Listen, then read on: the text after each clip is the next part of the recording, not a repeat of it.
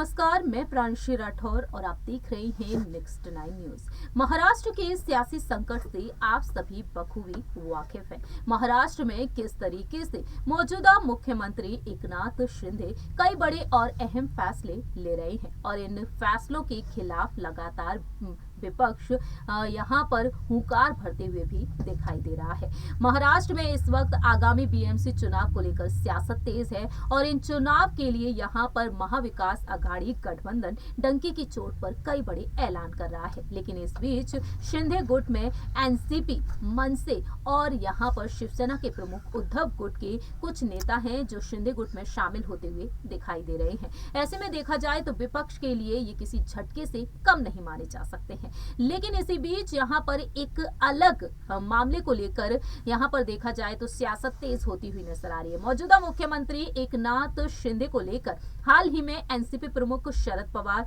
और साथ ही साथ उनकी बेटी सुप्रिया सुले ने अपनी बात रखी है। जहां एक तरफ महाराष्ट्र में ये दावा किया जा रहा है कि राज्य में जो सरकार है शिंदे और फडणवीस की, यह सरकार 6 महीने में ही गिर जाएगी। लेकिन इस बीच यहाँ पर मौजूदा मुख्यमंत्री एकनाथ शिंदे को लेकर एक बेहद बड़ी खबर सामने आई है, जिसे देखते हुए यहाँ पर शरद पवार और सुप्रिया सुले बोल पड़े हैं और उनके साथ साथ अजीत पवार ने भी अपनी बात रखी है।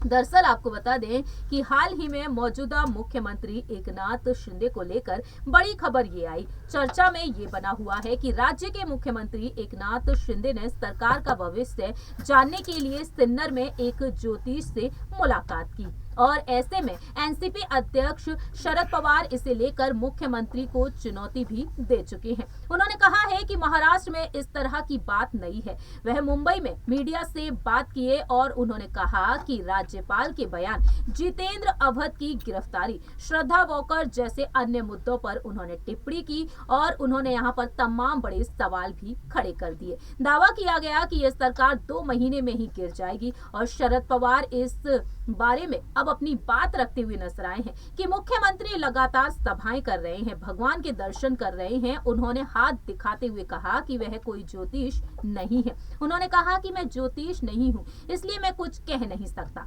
मैं मानता भी नहीं, इसलिए दौरे के अलावा मैं कहीं हाथ दिखाने नहीं चाहता। अब हम नई चीजें देख रहे हैं कि महाराष्ट्र में पहले ऐसा नहीं हुआ था। शरद पवार ने इसकी आलोचना की। उन्होंने कहा कि पूरा देश जानता है कि असम में क्या हुआ और इस तरह से उन्होंने यहाँ पर निशाना साध दिया। आपको बता दें कि यहाँ पर अभी तक जो देखने को मिला है उसे देखते हुए यहाँ पर दावा किया जा रहा है मुख्यमंत्री एकनाथ शिंदे को लेकर।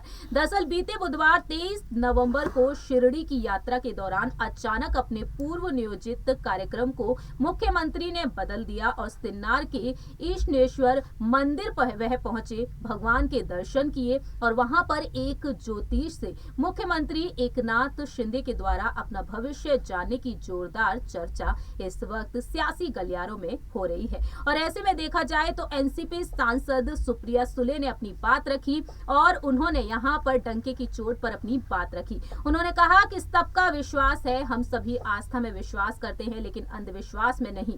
वहीं दूसरी ही तरफ यहाँ पर आपको बताते चले कि एनसीपी सांसद सुप्रिया सुले ने अपनी बात रखी, तो वहीं महाराष्ट्र अंधविश्वास उन्मूलन समिति के संस्थापक डॉक्टर नरेंद्र दाभोलकर का जिक्र करते हुए उन्होंने कहा कि वे अंधविश्वास को नहीं मानते। इस तरह से देखा जाए तो यहाँ पर सुप्रिया सुले और शरद पवार डंके की चोट पर अपनी बात रखते हुए नजर आए हैं। उन्होंने साफ तौर पर यहाँ पर कई बड़े मुद्दे खड़े कर दिए। शरद पवार ने यहाँ पर ये तक कह दिया कि प्रगतिशील विचारों के राज्य कहे जाने वाले महाराष्ट्र में ये नई चीजें देखने को मिल रही हैं, लेकिन लोग ये नहीं दिखाएंगे कि वे इसे स्वीकार नहीं करते हैं। इस तरह से यहाँ पर शरद पवार और सुप्रिया सुले चुनौती देते हुए नजर आए हैं मुख्यमंत्री एकनाथ शिंदे को। देखना दिलचस्प होगा कि आखिरकार ये सरकार कब तक चल पाएगी, क्योंकि 2.5 साल बाकी रह गए हैं। अभी 29 नवंबर को सुप्रीम कोर्ट अपना फैसला सुनाएगा 16 विधायकों की अयोग्यता पर। दावा किया गया विपक्ष की तरफ से कि दूसरे मंत्रिमंडल का गठन नहीं हुआ तो कहीं ना कहीं सरकार गिर सकती है